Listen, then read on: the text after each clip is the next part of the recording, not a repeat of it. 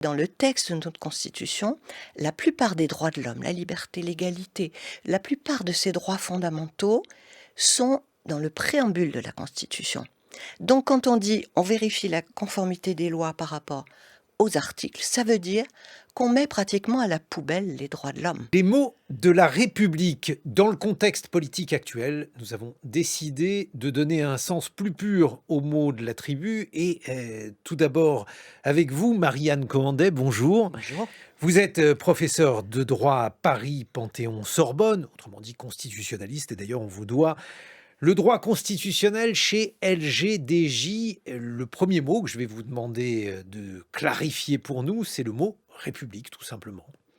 Alors, le mot république, étymologiquement, vient de res publica ou res populus, c'est-à-dire la chose du peuple.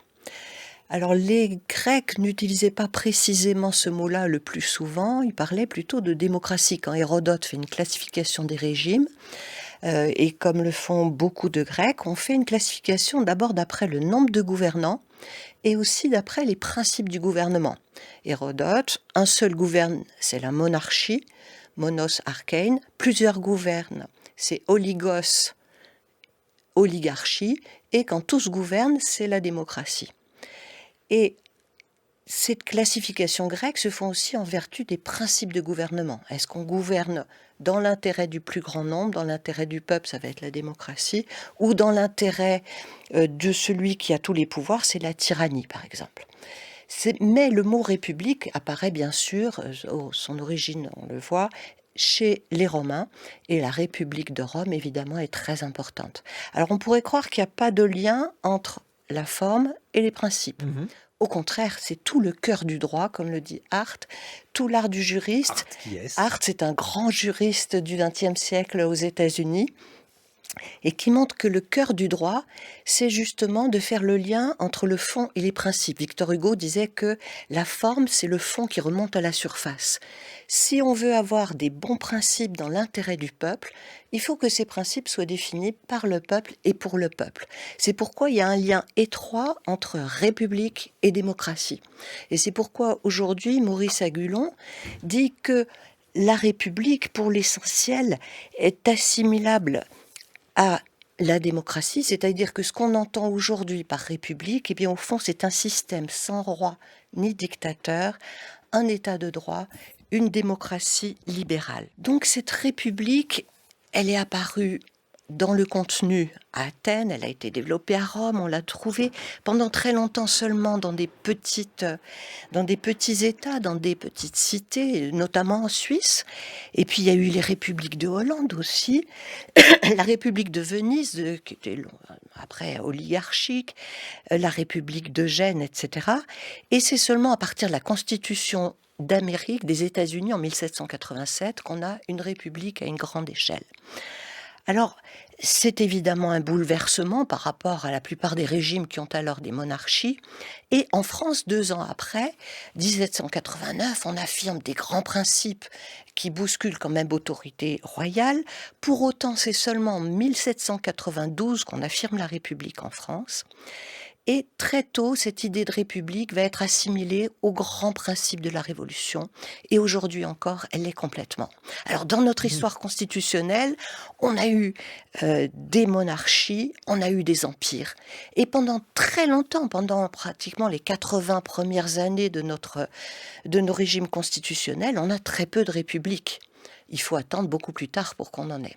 Mais alors, est-ce qu'on peut dire aujourd'hui que les deux mots sont strictement synonymes, République et démocratie, Marie-Anne Cohandet? Alors, ils sont très largement assimilés. C'est-à-dire que tout dépend aussi comment vous définissez la démocratie. Si on définit la démocratie comme Hans Kelsen, qui est le plus grand juriste probablement du XXe siècle, ou pour le moins des plus grands, Kelsen nous dit que c'est précisément la synthèse entre la liberté et l'égalité qui est l'essence même de la démocratie. Et on peut dire la même chose de la République dans la tradition française. C'est-à-dire que dans la tradition française, et on le revoit très bien à travers toute notre histoire constitutionnelle, L'idée majeure de la République, c'est les principes de 1789, réaffirmés en 1946 et qui font désormais partie du préambule de notre Constitution et donc du texte même de notre Constitution, c'est-à-dire la liberté, l'égalité, la fraternité, qui sont la devise de la République. C'est-à-dire que tant qu'on respecte ces trois principes fondamentaux, ainsi que tous les grands principes et toutes les grandes libertés, on est au cœur des principes républicains, et quand on s'en éloigne, on n'y est plus. Mais alors, justement, on voit ce qui est républicain. Qu'est-ce qui ne serait pas républicain? Qu'est-ce qui est anti-républicain, Marie-Anne Cohandet? Alors, ce qui est anti-républicain, eh bien, c'est de remettre en cause ces principes fondamentaux. Principe d'abord du gouvernement organisé de manière démocratique, c'est-à-dire conformément à la volonté du peuple, et surtout de manière collégiale, c'est-à-dire l'organisation d'un gouvernement qui tient sa légitimité du peuple et qui est contrôlé en permanence et responsable devant le peuple. Donc cette idée de responsabilité est essentielle, et aussi que ce gouvernement respecte les principes fondamentaux. Par exemple, en 2002, le Rassemblement national avait prévu dans son programme que le Conseil constitutionnel contrôle la conformité des lois aux articles de la Constitution. La plupart des gens n'y ont vu que du feu, ça paraît normal. Or, c'était un tour de passe-passe incroyable, parce qu'en réalité, dans le texte de notre Constitution, la plupart des droits de l'homme, la liberté, l'égalité, la plupart de ces droits fondamentaux sont dans le préambule de la Constitution. Donc, quand on dit on vérifie la conformité des lois par rapport aux articles, ça veut dire qu'on met pratiquement à la poubelle les droits de l'homme. Donc, il y a déjà ce respect des droits fondamentaux et la garantie de ce respect par le Conseil constitutionnel. Or, actuellement, on a M. Ciotti et ses amis, qui sont moins nombreux maintenant, et le Rassemblement national qui conteste le travail du Conseil constitutionnel. Or, le Conseil constitutionnel a un rôle majeur à jouer pour vérifier qu'on respecte, que les lois respectent les principes fondamentaux de la République, notamment la liberté, l'égalité, la fraternité. La séparation des pouvoirs, est-ce que ça fait partie de la République? Oui, parce qu'elle est indispensable à la forme républicaine du gouvernement. C'est-à-dire que quand Montesquieu élabore la séparation des pouvoirs, après avoir étudié les régimes de tous les pays dans tous les temps, c'est parce qu'il constate que chaque fois qu'on ne divise pas les pouvoirs, on obtient la tyrannie. C'est mécanique dans toute l'histoire du monde. Donc Montesquieu dit, si on veut qu'on n'abuse pas du pouvoir, parce que c'est le seul moyen de garantir la liberté, son but c'est de garantir la liberté, il faut répartir les pouvoirs entre plusieurs mains. Dès lors qu'on a concentration des pouvoirs, dans notre histoire, dans les mains d'un roi ou d'un empereur, ou d'un Pétain, d'un régime de l'État français, et non plus de la République sous Vichy, on n'a plus de République. Est-ce qu'une république plébiscitaire, cela demeure une république qui entraînerait le peuple à voter sur un certain nombre de référendums, sur la question de l'immigration, sur des questions relatives à la liberté ou à la liberté d'expression, Marie-Anne Cohandet? Alors, c'est effectivement un passage qui est souvent très délicat.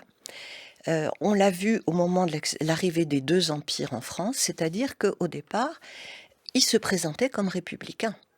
Jusqu'en 1808, on voit le mot république dans les textes de Napoléon Bonaparte, alors qu'on est déjà dans un régime autoritaire. Ce sont des républiques césaristes, c'est-à-dire qui s'appuient sur le référendum, qui s'appuient sur le peuple.